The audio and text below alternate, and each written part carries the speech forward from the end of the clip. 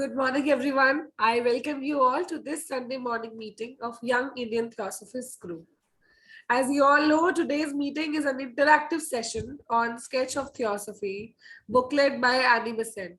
So before starting the talk, let us quickly sit in meditation.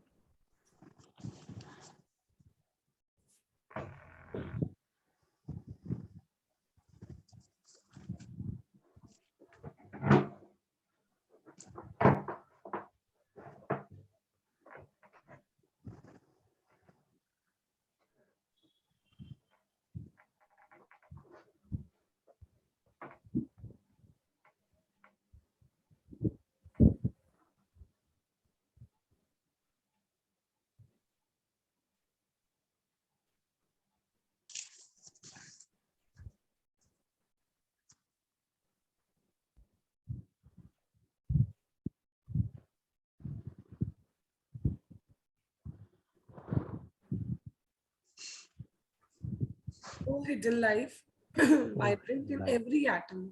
vibrant Oh, in hidden every life, atom, shining in golden light, every creature. shining in every Oh, creature, hidden love, embracing golden love, all in oneness. embracing all.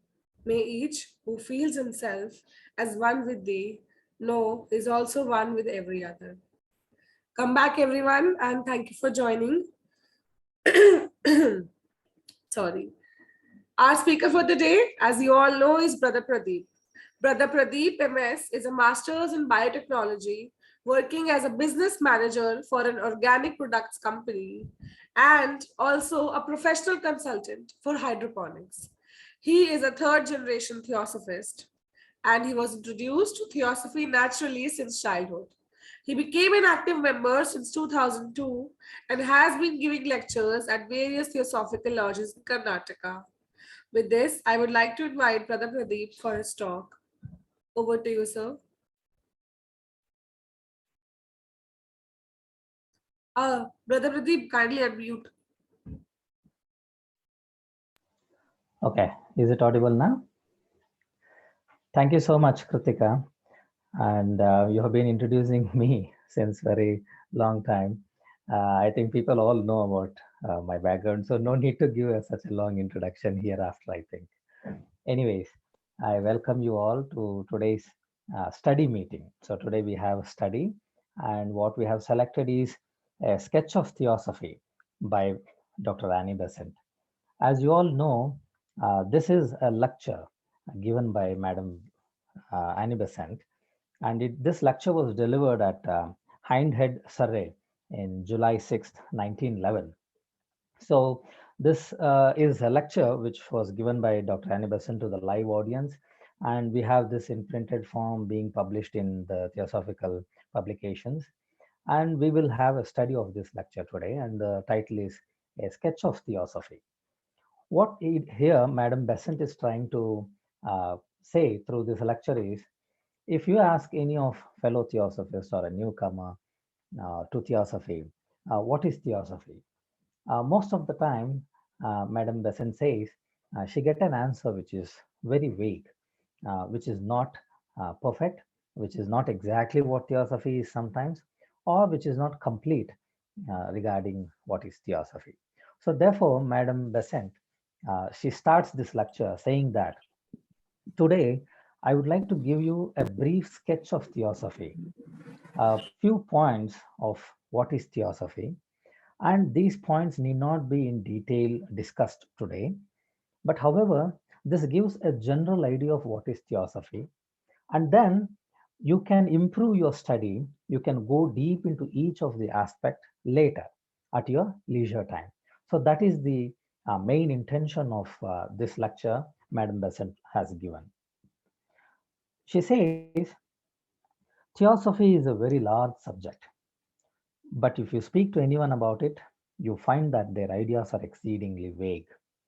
This afternoon, I will try to give you certain definite points so that you might, at your leisure, if you wish, take those fixed points around which you may study.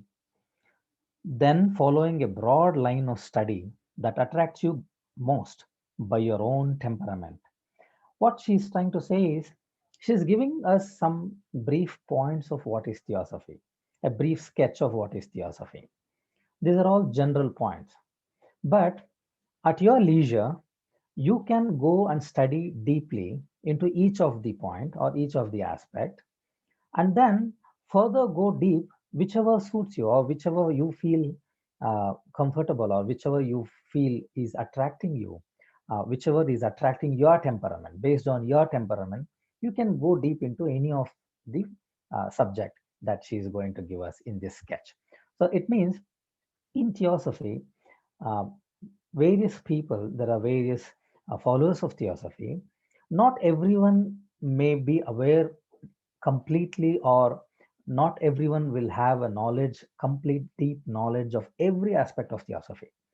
Sometimes some aspects of Theosophy may appeal to some people, and sometimes some other aspects appeal to some other people. So, whatever appeals to your temperament, you can go deep.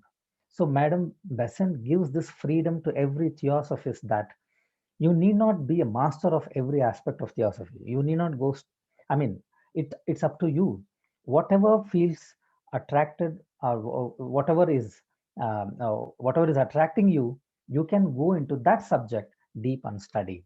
So that's what Madam Besant is giving in the beginning itself, a kind of freedom to explore what suits your temperament. There are many ways to divide a subject. So now she's trying to divide the subject, that is theosophy. I'm going to take a natural division, the way in which any one of you may regard yourself, the natural divisions of yourself. Then show you one or two theosophical teachings belonging especially to of these divisions. So Madam Besant is trying to divide the subject of theosophy into various divisions. But on what basis she is trying to divide? So she is explaining that she is dividing these subjects based on the divisions of yourself.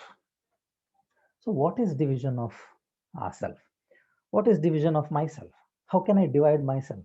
I am this human, I'm this body, and I can feel, I can talk, I know who I am. But how can I divide myself? So, she's trying to use the divisions of individual human, and through those divisions, she is trying to divide the subjects of theosophy or subtopics of theosophy. Now, let us see how she does it. It's a very beautiful way of understanding theosophy, what I felt after reading this lecture. Now, for a moment, think of yourself. You have a physical body. So, when you think of yourself in the beginning, the first thing you notice is your physical body. Can someone mute themselves? I can hear some background voice. Anyways, so if you think of yourself, first thing comes is your physical body. The working of consciousness in the body is a great branch of human thought that we call science.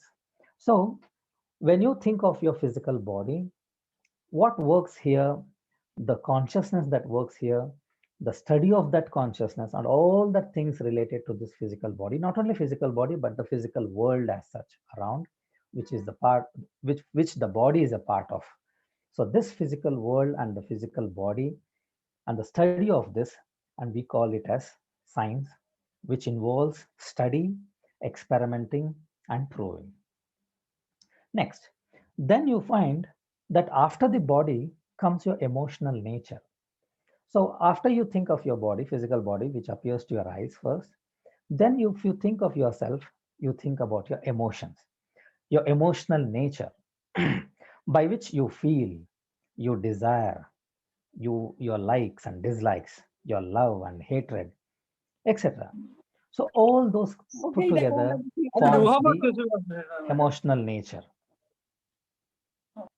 May I request someone to please mute? Kritika, I think you can mute all the participants Yes, sir, except the everyone is speaker. muted. You can continue. Okay, okay, great. So then you find that after the body, you you see that what if you think of yourself after the body, then it comes your emotional nature, by which you feel, you desire, your likes, dislikes, love, attachments, everything comes in that.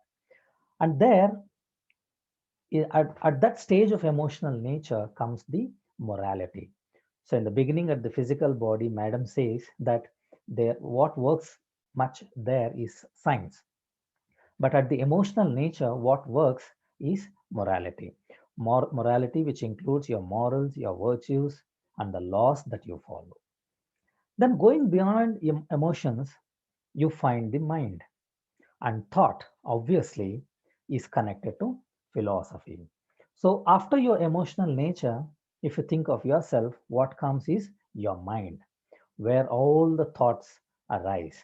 Thoughts are processed, and that further goes down into reactions through your body.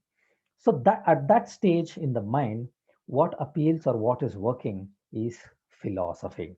Philosophy which seeks to answer the problems of life and reasoning.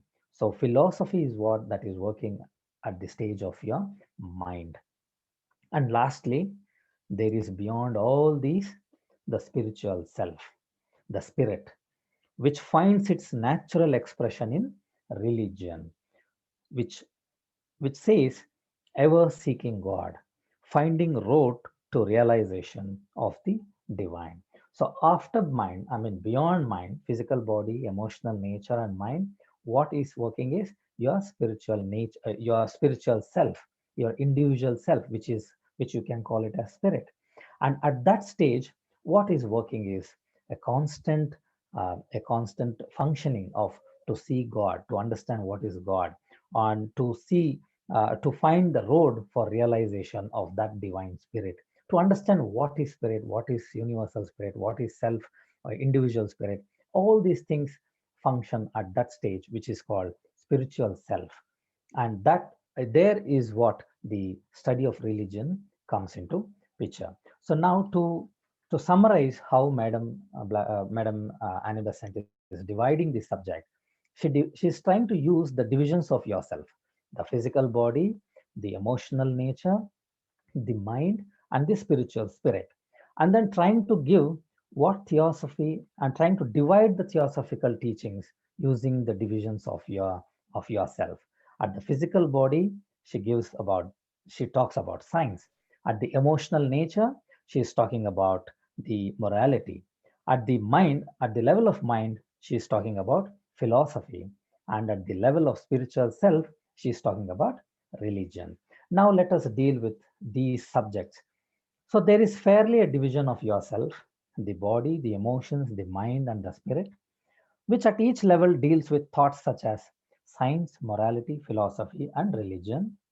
Now let us see what theosophy has to say, or what theosophy has to offer about these divisions, or these different thoughts at different divisions of yourself, starting from religion, then philosophy, morality, and lastly, we talk about science. The first thing is religion. Theosophy declares that each man has the capacity to see God by the knowledge of God, not by mere speculation or belief. So, Madame Blavatsky starts from at the spiritual nature, that is the religion, and then she tries to explain at each level what theosophy stands for, what theosophy teaches. So the first thing is religion. She starts from the top, religion. Here, Madam says that theosophy declares that each man has the capacity to see God. So, unlike other philosophies or other beliefs, where there are some who believe that God can only be seen by each individual with the help of someone else, with the help of something else, with the help of some method or something else, or there are someone who believe that the individual humans are different from what we call as God, and there is nothing to prove the presence of God, the existence of God, and hence there is no God. Some people believe that, and some people also believe that it's impossible for the common man or the common human to find God. So there are various kinds of beliefs, but what theosophy stands for is that theosophy declares that each man has the capacity to see God. And how can he see God? It is through the knowledge of God. Through the knowledge of God, not by mere speculation or belief. Through the knowledge of God. What is God? By learning what is God and by trying to understand then we try to find the God. Man, in his innermost essence, is a spiritual being, and hence can see and know the universal spirit, which is called, which you can call it as God. So Theosophy says every individual is a spiritual self. It's a part of that universal spirit.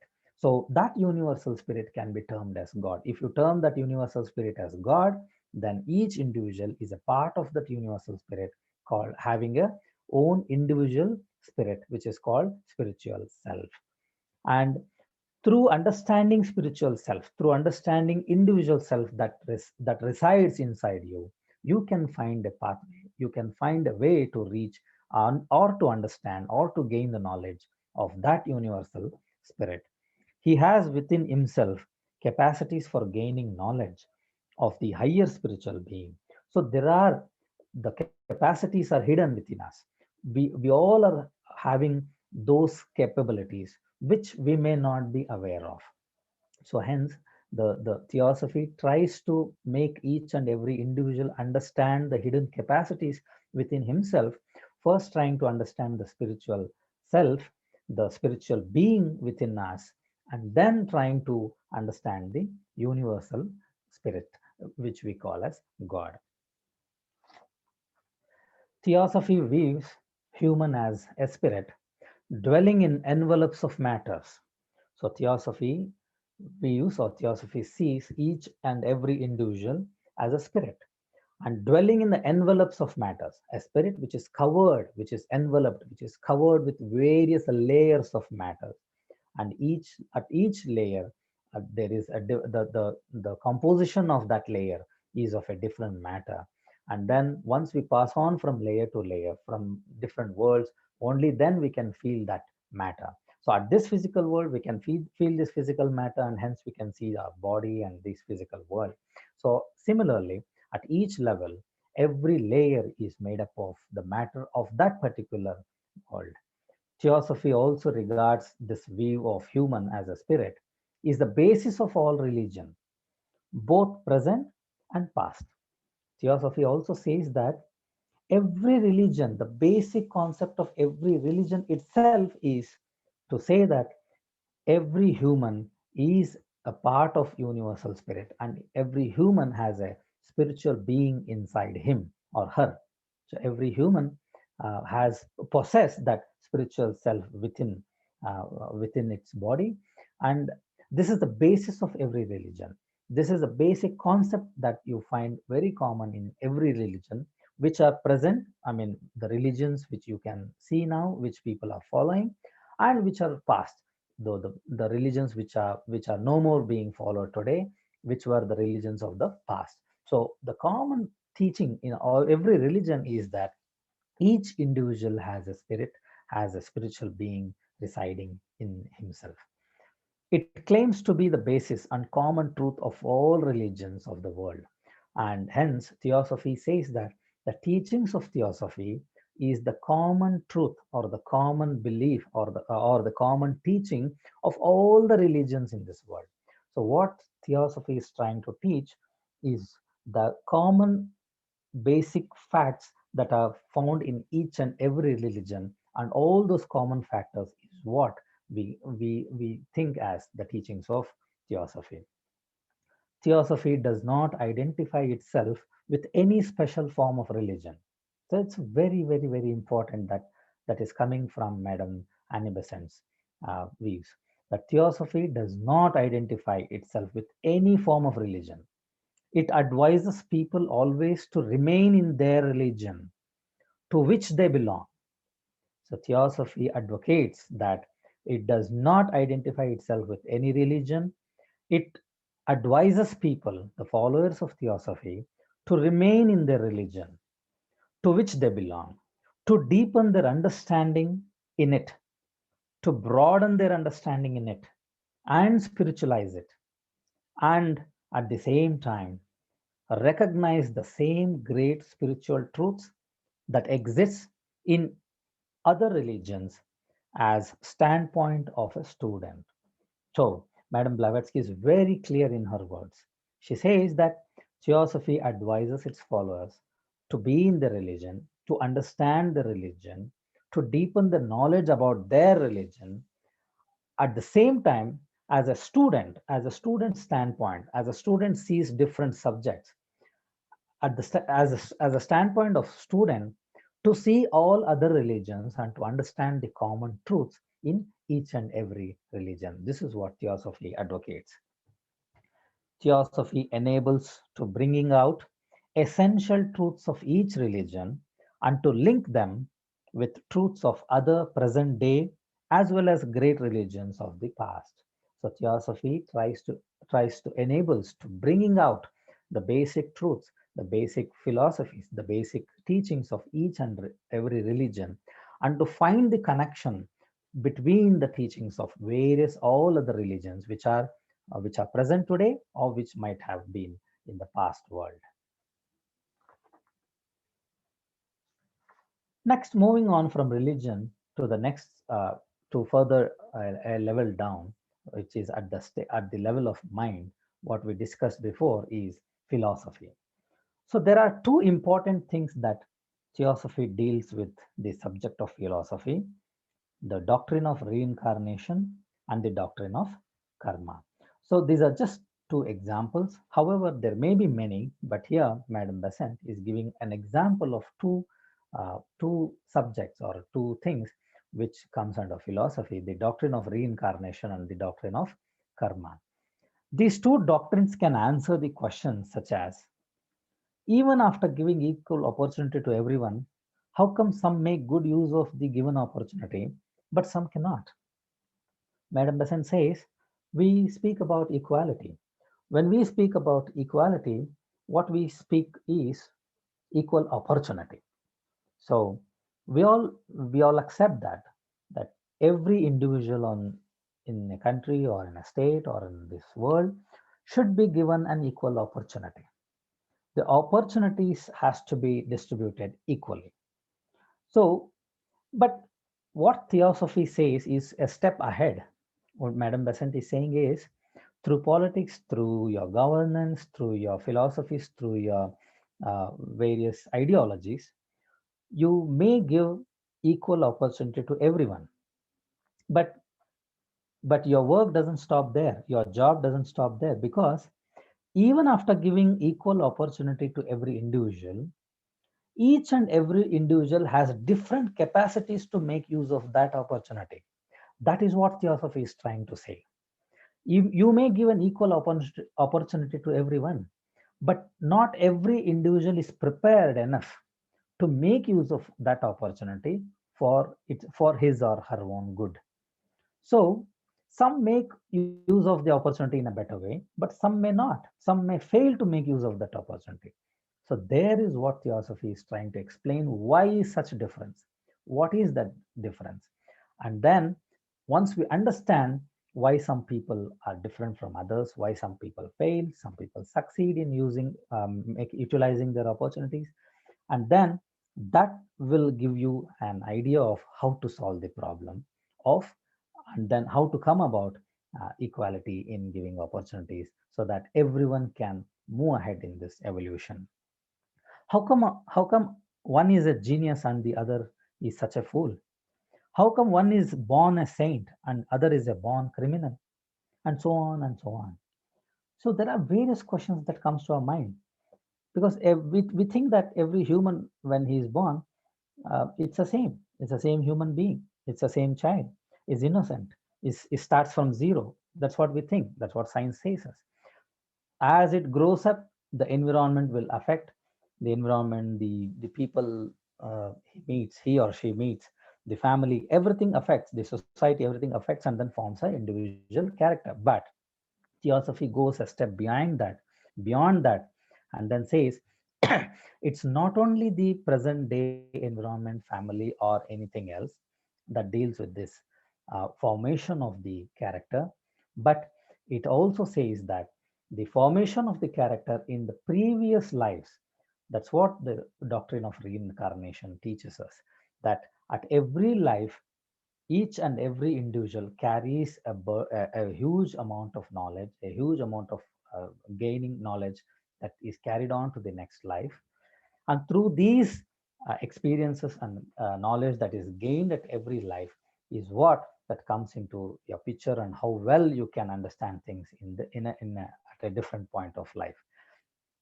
The doctrine of reincarnation deals with how each human, a spiritual being, gains knowledge and experience at each birth, and eventually becomes aware of the existence of the higher spirit. So, the doctrine of reincarnation teaches us how, at every stage of life or at every cycle of life, each individual gains experience and then tries to understand the self, the spiritual self, and then through various lives, through various cycles of life, try to understand or finds a path about that universal spirit. The doctrine of karma deals with the law of action and reaction and gives a rational approach to life. So sometimes there may be some unanswered questions. We keep on pondering upon those questions, why it is like this, why it is like that. And doctrine of karma, it teaches us the law of action and reaction, and that helps us to understand any situation in a much better way. Next, from philosophy, let's move on to morality. That's at the level of emotional nature. Madam Besant speaks about morality and what theosophy has to offer at this stage. Theosophy believes in great teachings that return good for evil. You can only stop an evil by the opposite good, and not by meeting it with a thing of its own nature. So theosophy believes in the morality, or in the moral law, that return good for evil. So evil cannot be uh, opposed with another evil, or evil cannot be solved by another evil approach. So evil approach or evil method or an evil can only be solved or get ridden of by the return of good. So only the opposite good can stop an evil, and this is what theosophy believes in. And you can give various examples. You can think of your own life, your own friends, your partners, your families, how certain evil things can be solved by doing good things. So you can give n number of examples in this field. Lord Buddha said, hatred ceaseth not by hatred at any time. Hatred ceaseth by love. So Lord Buddha has given us this teaching that hatred can be solved or get ridden of not by hatred at any time, but only by love. And you can go deep into this subject and learn about what Buddha has taught us in theosophy. Also, there is a lot of teachings of Buddhist philosophies. This is called science of morality. It works exactly as the laws of physical science. So, if the physical science or the science that we all study, there are various laws, and everything works according to that law. Force, matter, energy, sunlight, magnetism, magnetic rays, everything works according to that. There are some laws on this earth, and they work according to that law. Similarly, Madam Besant is saying that this is called science of morality. There is something called science of morality, and everything works according to a law. And to know about that law, to know about that those laws that are binding each and every human being, gives us to travel or to tread a moral way, a moral pathway in our life. Love is fulfilling of the law, and what is a major factor that fulfills all these laws in this science of morality is love. Because any law that, if it has to be properly followed, it should be with love. And without love, no law can be followed, no law can be brought into daily use. You can change the emotion of love into the virtue of benevolence by, instead of making it special to someone or very few, but by making it universal to all with whom you come in contact. Theosophy also teaches that it's not for few individuals that you have this special feeling of love, the special emotion of love within you. You can universalize this emotion. You can have this, the emotion of love, to each and everyone who come into contact with you, and hence convert this emotion into a virtue. And this is what theosophy is teaching with regard to morality. Next comes to science. So, with regard to science, Theosophy brings new apparatus to science. Theosophy believes in science. Theosophy is never against science. Theosophy deals with science. Theosophy also encourages to compare various aspects of science, to study various aspects of science, and then to imply those aspects of science to higher fields, to higher emotions, to higher spiritual status. Theosophy brings new apparatus to science.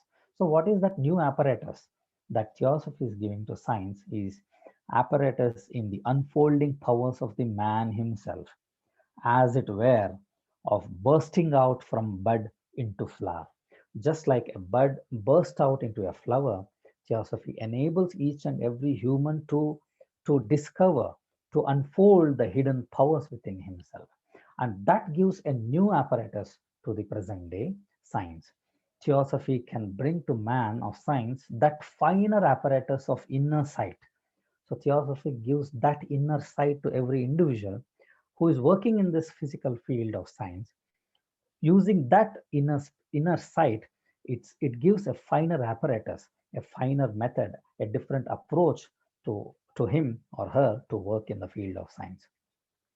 Inner sight, the keener, subtler sight, and that belongs to higher bodies, in addition to that of physical body. So, in addition to the powers that the man is aware in this physical body, Theosophy also unfolds or makes each and every individual to be aware of the powers that he possesses at various other forms of his bodies, at various levels of his bodies, and that gives a different apparatus, different insight, a subtle insight of himself and the understanding of this world, and hence that helps the present day science to improve much better, to find more and more new things in this world, so that scientists can carry on their observations with more wider perspective and beyond the physical world.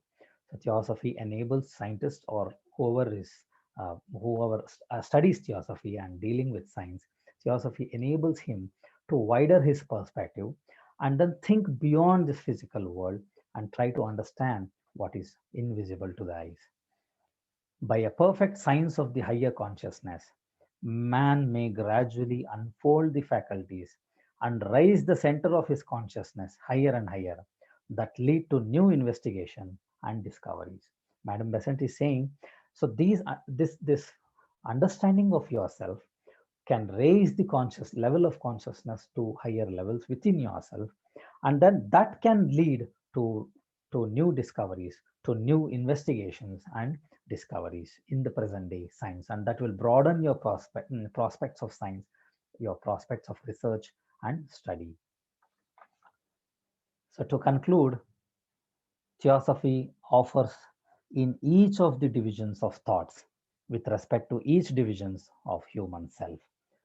In religion, the knowledge of God and the study of common truth of every religion. In philosophy, the study of karma and reincarnation. In morality, the study of science of morality and universal love. In science, the study of unseen and subtler levels of matter and consciousness. So, hence, Theosophy deals with all layers of division of yourself. From the physical body, it deals with the science. It tries you to understand much better about the science and helps you to improve your own understanding of science. At the emotional level, it deals with the science of morality and it deals with universal love. At the level of mind, it deals with philosophy, like teachings such as karma and reincarnation. And at the level of spiritual self, it deals with religion and teaches that the common things between each and every religion, and brings about the or encourages the study of common truths of every religion. Theosophy is full of the greatest possibilities of happiness, gives to each one of us that seems to be a most priceless gift. It renders life intelligible and it brightens it with an eternal hope. These are the words of Madam Besant. I don't want to try to explain these words, but I would like to repeat reading them and then end my lecture. Theosophy is full of the greatest possibilities of happiness, gives to each one of us that seems to be a most priceless gift. It renders life intelligible and it brightens it with an eternal hope. Thank you.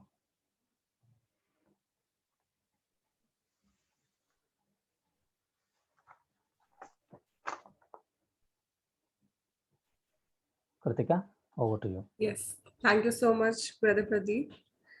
Before I say something, I would immediately like to invite Shinde sir. Sir, please put some light on it.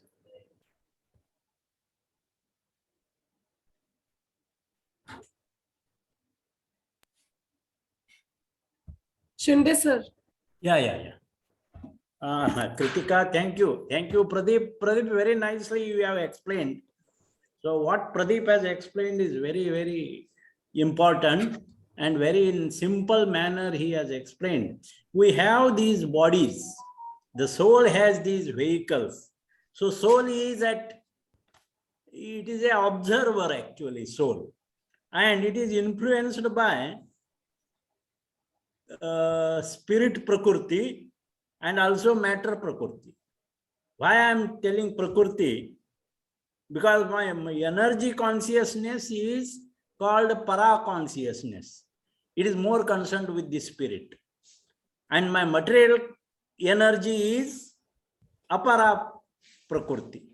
So our soul is influenced by the para and apara because soul has these bodies to act on this, and therefore any agent gives importance to study these bodies. And Pradeep has explained very nicely how physical body need to be active and sensitive, emotional body need to be moral, intellectual body need to be sharp, penetrating, go deep into it, and thus he can reach to the spirituality, transcendence, consciousness. So my energy consciousness influencing me by love, calmness, humility, generosity, awareness, contentment, goodwill. At the same time, my material consciousness is also influencing me, like kama, krodha, moha, madara, matsara, lobha. All these are well read and well studied. So both these influences are there on my soul. And as Pradeep pointed out, if we are aware of this, then we become more and more aware of our subtler energy, of our energy of our own consciousness, and the consciousness expands gradually. So this is how the study of character building, or what Annie Besant has said about the bodies, is very essential for all of us. That is what I want to add. Pradeep has explained very nicely, step by step, and so many things he has told. I really congratulate Pradeep. Very nice. Kritika, also I congratulate you. Thank you very much. Thank you. Thank you, sir. Thank you so much, sir. Really, Brother Pradeep, if anybody has just entered Theosophy or just joined any lodge, then this video should definitely be the first video that person should see. So I would like to open the forum for any questions and answers or suggestions if anybody wants to add.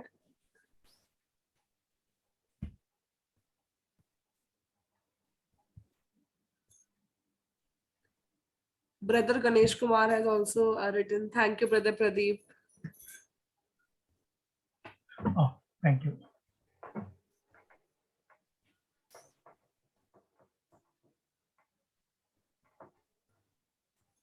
So anybody, Dr. Sushma, do you want to add something? Thank you Kritika, thank you Pradeep ji, बहुत सुंदर व्याख्या की है. I want to speak in Hindi. तो सबसे पहले तो जो बात की है कि जो जिस लेवल पे है वो थियोसॉफी को वैसे ही समझेगा तो जहाँ उन्होंने स्पिरिट की बात की, तो एनिमेशन में 7 great religion of the world लिखा है कि एक तो धर्म का प्रिसेप्टर होता है, प्रवर्तक होता है, दूसरा धर्म का रिचुअलिस्टिक एस्पेक्ट होता है, तीसरा धर्म का फिलोसॉफिकल एस्पेक्ट होता है जो पर्टिकुलर टाइम एंड रेस के लिए और उस रेस के लिए जो जिस लेवल पे पहुंचे, और चौथा जो धर्म का जो है वो मिस्टिसिज्म होता है, और जो ये मिस्टिसिज्म है वो हर रिलीजन में एक सा है। इसीलिए हमारा जो तीसरा ऑब्जेक्ट है to investigate the unexplained laws of nature and the power latent in mankind. तो जो उन्होंने बात कही कि अल्टीमेटली तो हमको ये रियलाइज करना है कि हम उसी के एक अंश हैं, हम वही हैं, आई एम दैट, ये क्रिश्चियन रिलीजन में भी कहा, हम वही हैं, हम ब्रह्मास्मि। और दूसरी बात जो मुझे एक शेर याद आया, मैं उसको ट्रांसलेट करूंगी कि मुक़य्यद रह नहीं सकता किसी मंदिर या मस्जिद में, वो खालिक है, हर एक सीने में अपना घर बनाता है। We cannot confine him in any temple or mosque. He is originator. He makes his house in every heart. तो मुक़य्यद रह नहीं सकता किसी मंदिर या मस्जिद में, वो खालिक है, हर एक सीने में अपना घर बनाता है। और लेकिन हम उसको जान कैसे सकते हैं? वो यूनिटी से, लॉ से। गांधी जी ने भी कहा कि the law of love works just like the law of gravitation works, whether we accept it or whether we know or whether we don't know it.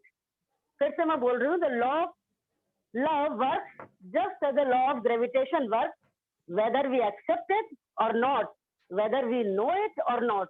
तो उसको जानने का एकमात्र तरीका है उसको उस स्पिरिट को कि हम एकत्व की, यूनिटी की फीलिंग करें और लॉ ऑफ लव को फॉलो करें, तभी हम उसको जान सकते हैं। तो जो जिस लेवल तक पहुंचता है वो उसी फिलॉसफी को उसी तरह से अंडरस्टैंड करता है।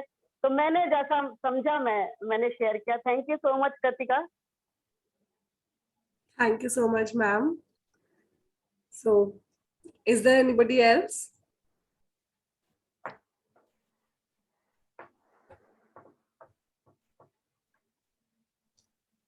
I think Brother Pradeep delivered everything so clearly that there is no question left.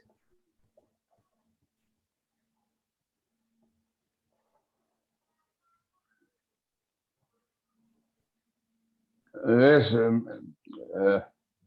Brother Pradeep ji, you have explained it very clearly. I make you you have explained very lucidly the Theosophy, really, and particularly that I appreciate that we should be in our religion, and it's a ladder actually. It's a ladder to the temple. We should climb the ladder, but we will not sit there. That means we will have to pursue our own religion and understand it. Then finally, we should reach the temple, which is heavy for all religion. It is the same temple. Thank you, Pradeep ji. Really, you have given some insight to this subject. Thank you so much. Thank you, sir. Thank you, sir. I want to make an observation or ask a question to Sri Chandrakanti Shinde, or speaker of the today, as Theosophy is related to religion, world religions, as well as it is known also in Hindi or Sanskrit as Brahma Vidya, means science of spirituality. So one question from the today's speaker, myself, Dr. Hemant K. Sharma from Jodhpur. I am retired professor of psychology from Janan Vyas University, Jodhpur. I am also Theosophist and associated with the Basant Lodge of Jodhpur, Rajasthan, as you know. So my observation or a query regarding religiosity and spirituality to today's speaker or our Chandrakanji Shinde, they may reply in a brief. What is exact difference between religiosity and spirituality, धार्मिकता एवं Adhyatmikta, is there any minor or finer difference? Although we are using interchangeably Buddha terms. So please, just a brief look regarding this matter, either Shinde Sahab or speaker of the today. Thank you, sir. Pradeep, you want to add something? Yes. Yeah, it's better Shinde I Sahab, add okay. first so that Shinde sir can add Thank you. something more in the later. Well, what I can only say what I have understood. I mean, I may not be correct, or this what I'm saying may not be the universal truth. So what I have understood is the essence of every religion is spirituality. Yes. This is what I feel. The basic essence of every religion is spirituality being taught in a different way. So every religion has its own ways of teaching spirituality to its followers in a different way. But then you may ask me, why that difference? Why not every religion teach in the same way? Because every religion came to this world or was given to the human race at different points of time or at different points in the evolution of human. So whatever, when a religion came to this world, when a religion was started, or when it was taught, whatever the prevailing conditions at that timeline of the human nature or the human evolution, that religion started giving the methods which are suitable at that stage. But however, the basic spirituality is the same. So the essence of every religion, the spirituality is same, the methods may be different.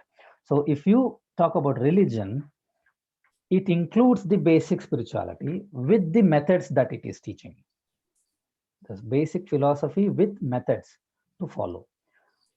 And if you talk about spirituality, it's the essence that is underlying every religion, excluding the methods. Now, should we separate them? No need. Whatever method is appealing to you, you follow those methods and you learn the spiritual essence of religion. But where comes Theosophy now?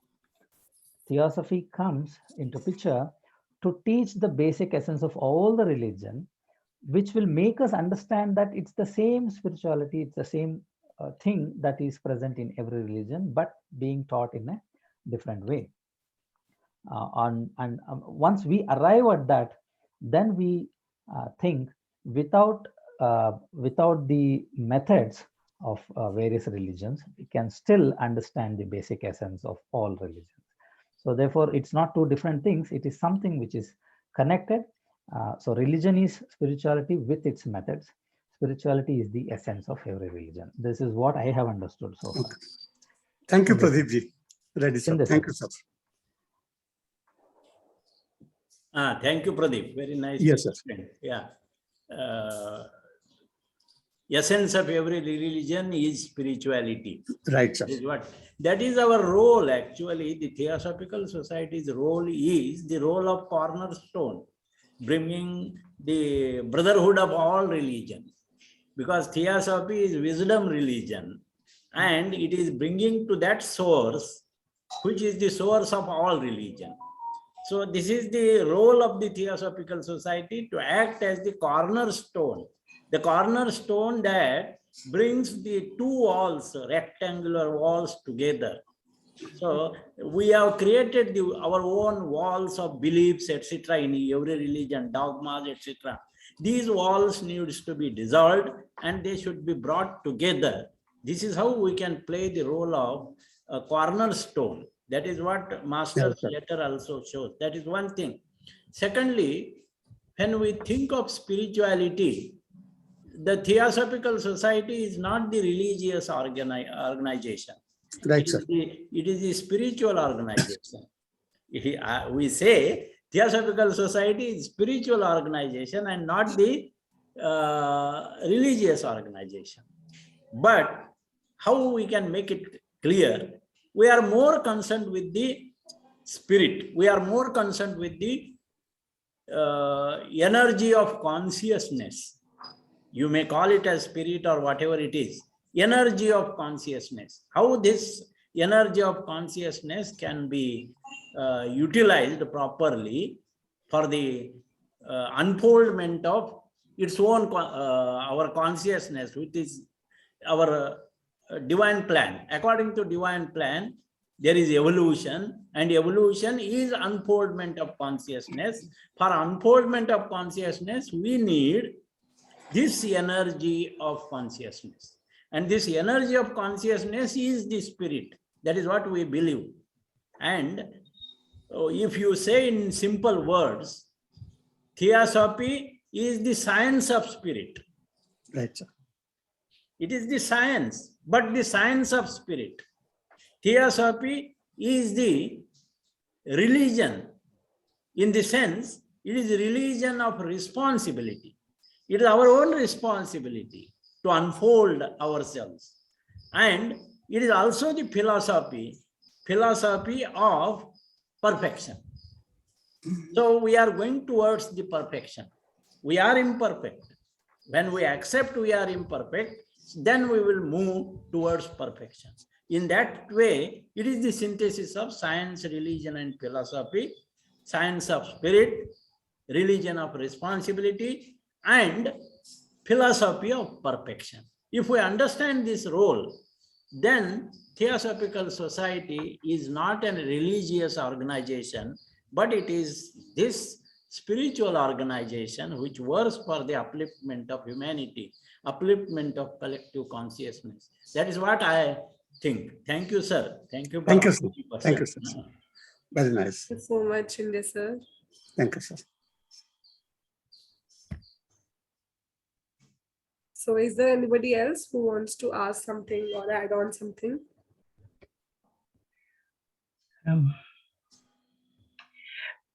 I think just to add to what Brother Shinde has mentioned, I think we can also say, I think he said Theosophy is the science of spirit. I think science of life, probably it gives us how to live the worldly life in a spiritual way.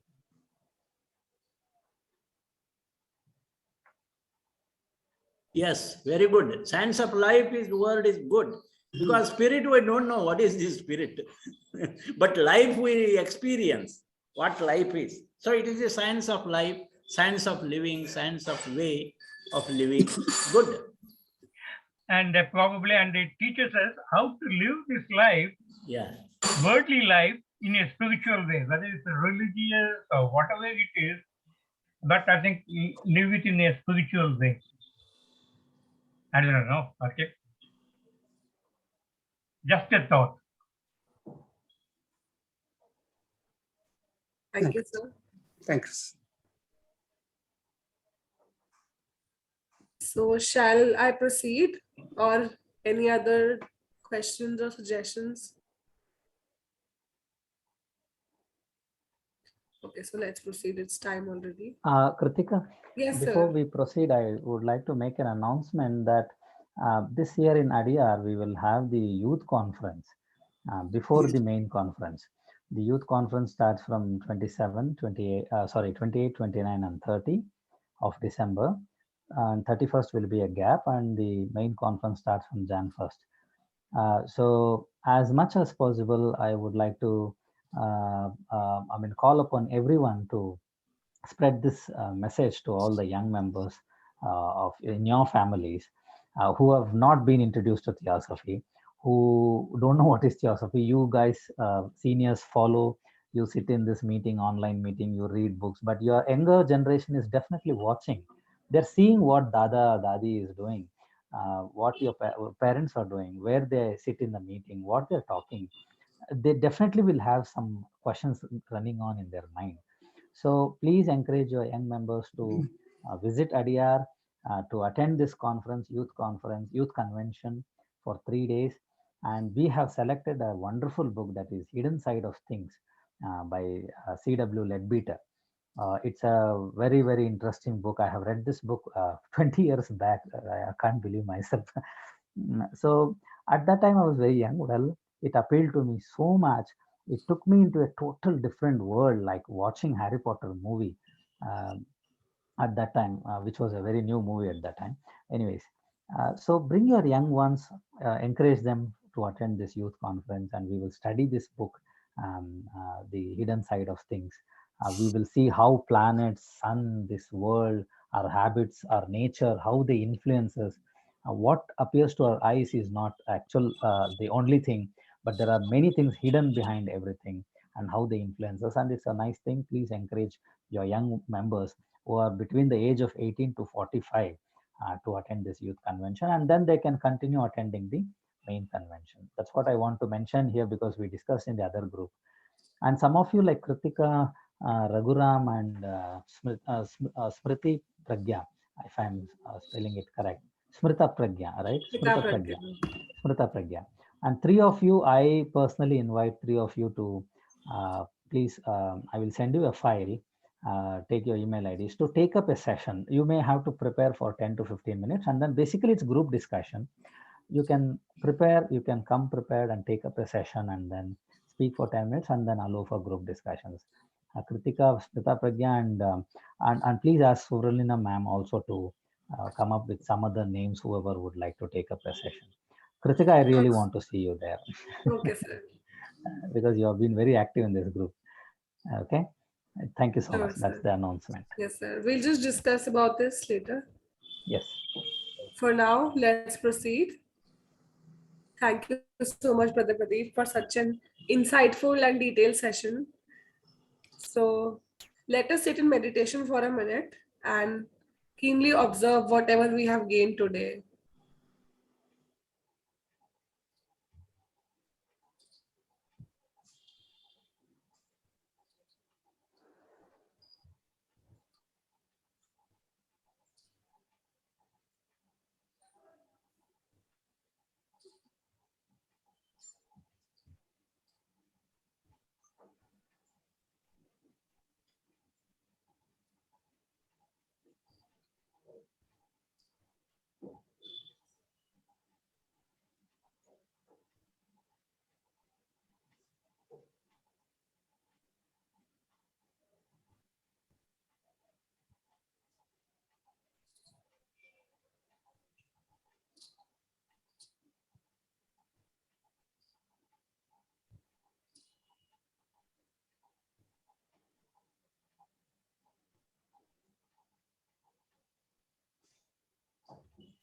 Om Sarve Bhavantu Sukhina Sarve Santu Niramaya Sarve Bhadrani Pashyantu Ma Kaschit Dukh Bhag Bhavet. Om Shanti Shanti Shanti. Om.